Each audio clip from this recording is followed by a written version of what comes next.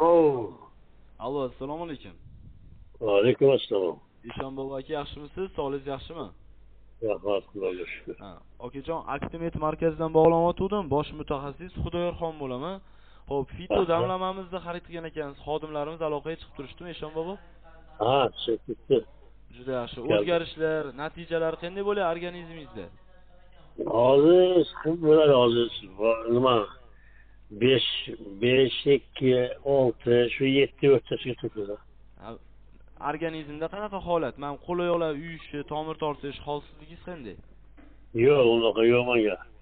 Menga sal oyog'im qandaydir yaxlaganda bo'ladi, boshqa narsa menga yo'q unaqa narsa. Mana og'iz qurish, peshobga qatnashlar yo'q, to'g'rimi? Yo'q. Asabiylashish, davleniya ham normada. Davlat bor, lekin asabiylashish bo'ladi. Ha. Asabiylashni pasaytirsa keyin o'zi ham immunitetingiz ham sog'lomlashdi, ancha, to'g'rimi aka? Ha. Juda ham yaxshi. Necha yurardi sahringiz o'zi? Eshonbobo? Sakir 12 har xil edi. Hozir 5, 2, 6, 7 shu o'rtaga turmoqda. Juda ham zo'r. O'sha kechqurun damlab qo'yib, ertasi kuni kun mobaynida isitma qilib yurasiz, to'g'rimi?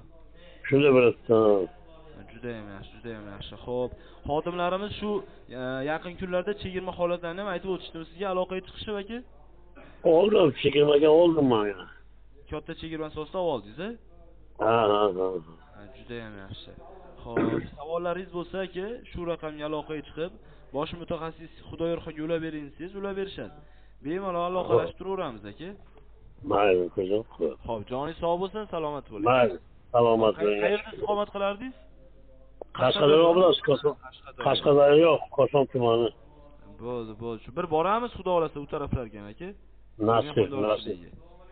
Rahmat, keling. Joningiz sog' bo'lsin, salomat bo'ling. Mayli, salomat. Xo'p bo'ladi. Xo'p.